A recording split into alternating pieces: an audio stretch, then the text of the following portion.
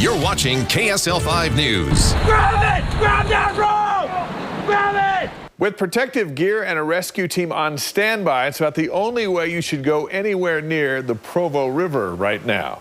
Well, the water is high, it's fast, it's freezing cold, and for even an avid outdoorsman, swift water can be scary. So to conquer this fear, KSL News Radio's Dave Cawley decided to learn from the best, and tonight he takes us along for the ride. We're standing at the edge of the Provo River. It's full of water that just days or maybe hours ago was mountain snow. We're dressed in full kit, waterproof dry suits, PFDs, helmets, gloves, feeling pretty cool and a bit like we could probably survive in space. We're prepared for this, and we're here by choice. So why then is my heart beating just a bit too quickly? Definitely, we're trying to, especially with this fundamentals level course, up people's comfort levels in the water. And to do that, you do have to expose people a little bit. That's Matt Haberman, lead instructor for a class called Swiftwater Rescue Fundamentals. It's early May in Utah, and I'm signed up for the day-and-a-half course. To understand my personal trepidation at the water's edge, you have to go back to an embarrassing and kind of painful moment a few years ago on the Colorado River. I wanted to try whitewater kayaking and, as a complete novice, found myself in over my head, literally. I paddled right into a rock, was rolled by the current, and dragged through the rapid upside down. My head, thankfully protected by a helmet, smashed against two submerged boulders.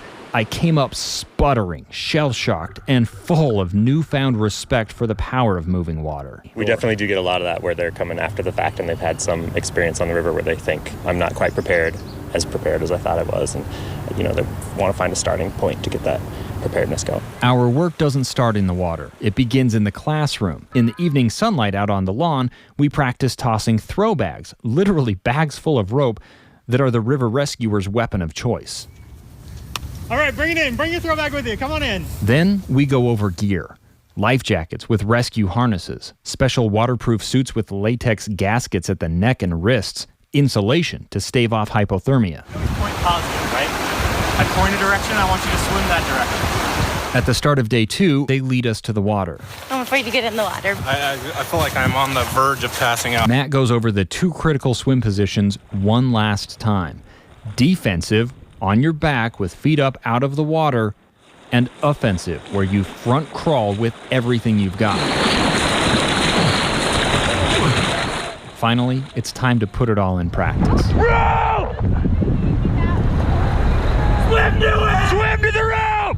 Get the rope on your left shoulder! There, hang on!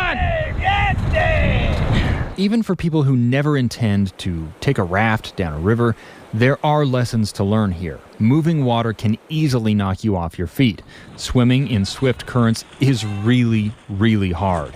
And acting without thinking in the hopes of saving somebody who's floating away from you downstream is an easy way to put 2 people at risk instead of 1.